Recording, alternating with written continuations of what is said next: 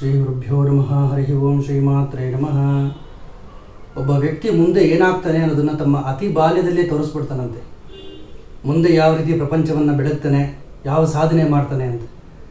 ಶ್ರೀ ಪರಮಹಂಸರ ಜೀವನದಲ್ಲೂ ಅವರು ತಮ್ಮ ಅತಿ ಬಾಲ್ಯದಲ್ಲಿ ಅನೇಕ ದಿವ್ಯಾನುಭವಗಳನ್ನು ಪಡೆದರು.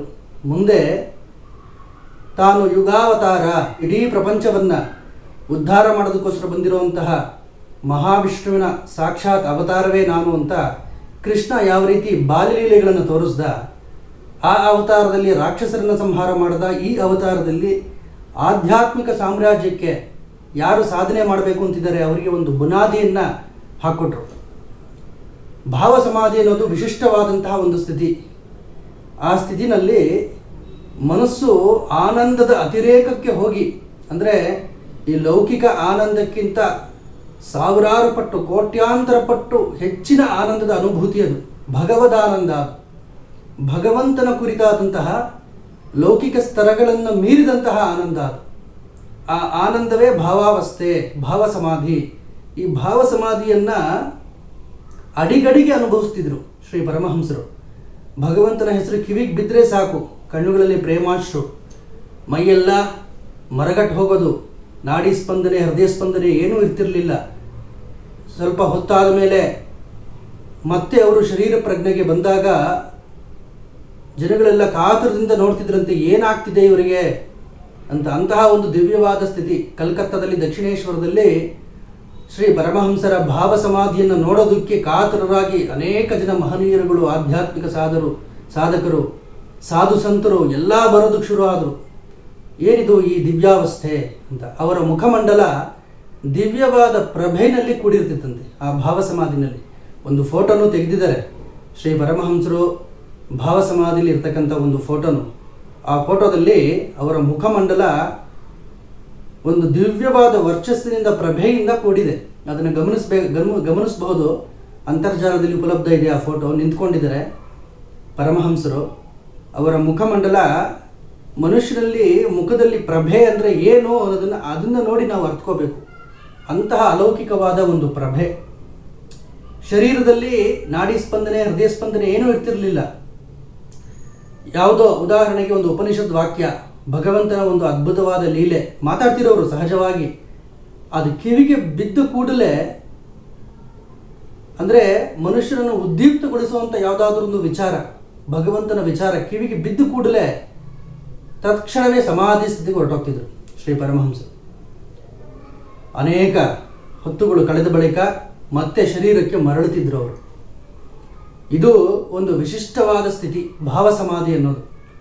ಅತ್ತ ನಿರಾಕಾರ ಸಮಾಧಿಯೂ ಅಲ್ಲದೆ, ಸಾಕಾರ ಸಮಾಧಿಯೂ ಅಲ್ಲದೆ, ದೇವಿ ಜಗನ್ಮಾತೆ ಆ ಮಹಾನುಭಾವನಿಗೆ ಆಜ್ಞೆ ಕೊಟ್ಟಿರ್ತಾರೆ, ನೀನು ಈ ಭಾವ ಸಮಾಧಿಯಲ್ಲಿರು ಅಂತ.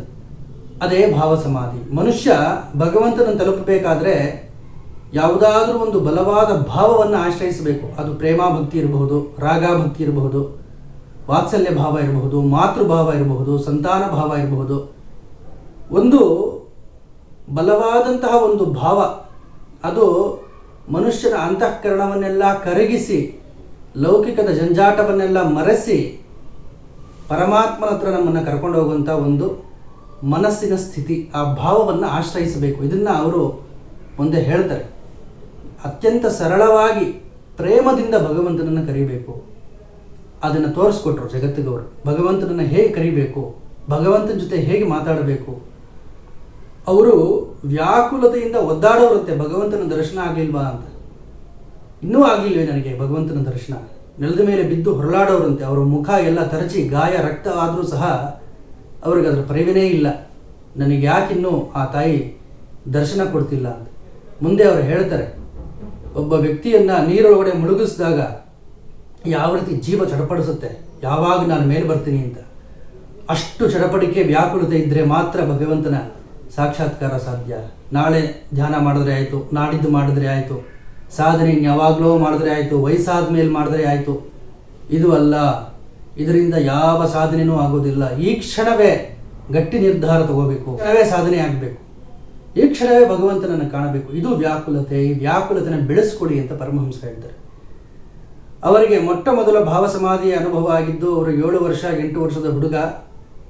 ಹಳ್ಳಿನಲ್ಲಿ ರಮಣೀಯವಾದ ಸೌಂದರ್ಯ, ಮಧ್ಯಾಹ್ನ ಸಮಯ, ಮಳೆಗಾಲ, ಅದು ಆಕಾಶದಲ್ಲಿ ನೀಲಿಗಟ್ಟಿದಂತಹ ಒಂದು ದೊಡ್ಡ ಮೋಡ, ಆ ಕಡೆ ಈ ಕಡೆ ಗದ್ದೆಗಳು, ಪ್ರಕೃತಿ ಸೌಂದರ್ಯ ಅದ್ಭುತವಾಗಿರುತ್ತೆ.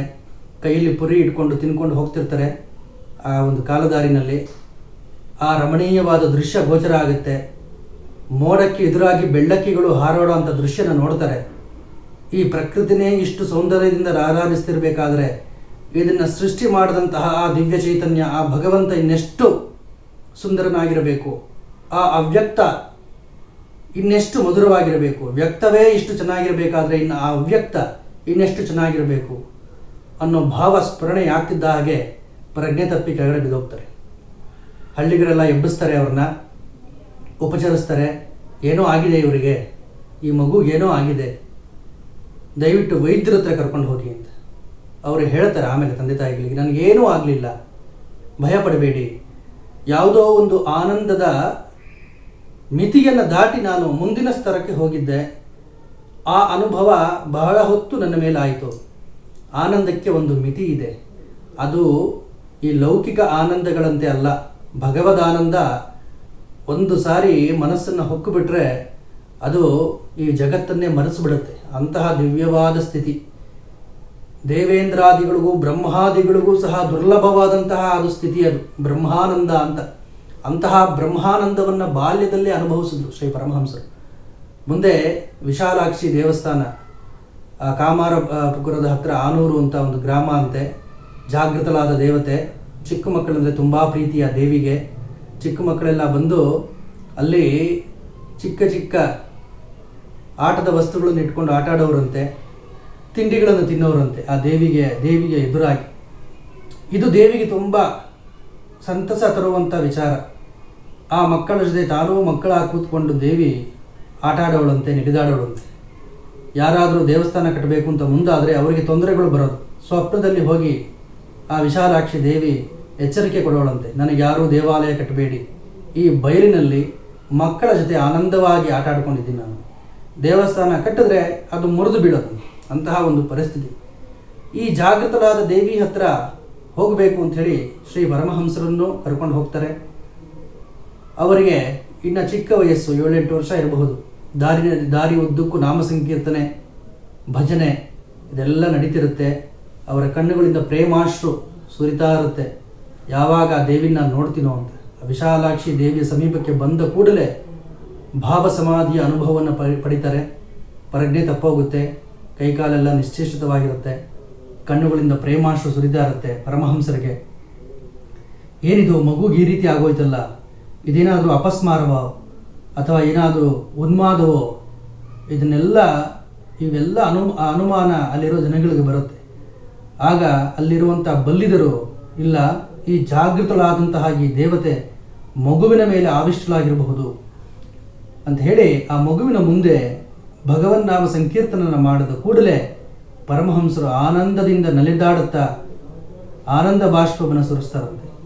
ಆಗ ಅಲ್ಲಿರೋರಿಗೆಲ್ಲ ಅರ್ಥ ಆಗುತ್ತೆ, ಈ ಮಗು ಸಾಮಾನ್ಯವಾದ ಮಗುವಲ್ಲ, ಇದರಲ್ಲಿ ಏನೋ ಒಂದು ದಿವ್ಯ ಚೈತನ್ಯ ಇದೆ, ಇದು ಭಗವಂತನೇ ಭೂಮಿಗೆ ಇಳಿದು ಬಂದಂತಹ ದಿವ್ಯ ಶರೀರ ಅಂತ ಹೇಳಿ ಅವರಿಗೆಲ್ಲ ಬಹಳ ಆಶ್ಚರ್ಯ ಆಗುತ್ತಂತೆ.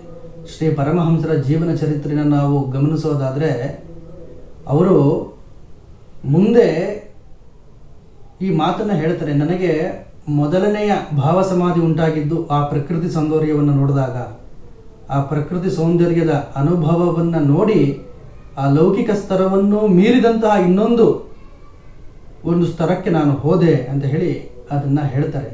ಹಾಗಾಗಿ ಯಾವುದೇ ಒಂದು ಸೌಂದರ್ಯದ ವಸ್ತು ನಮ್ಮ ಕಣ್ಣಿಗೆ ಬಿದ್ದು ಕೂಡಲೇ ತಾತ್ಪರ್ಯ ಏನಪ್ಪ ಅಂತ ಹೇಳಿದ್ರೆ ನಾವು ಅದರಿಂದ ಆಚೆಗೆ ಅತಿಕ್ರಮಿಸಬೇಕು. ಅವರು ಅದೇ ಮಾಡಿದ್ದು.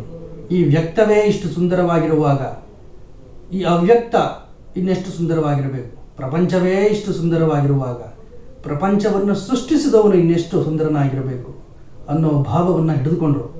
ನಾವು ಪ್ರಪಂಚವೇ ಸುಂದರವಾಗಿದೆ, ಪ್ರಪಂಚದಲ್ಲೇ ಮುಳುಗಿ ಸಾಯೋಣ ಅಂತಕ್ಕಂಥ ಲೌಕಿಕರು, ಅವರು ಪ್ರಪಂಚವನ್ನು ದಾಟಿ ಹೋದಂತಹ ಮಹನೀಯರು.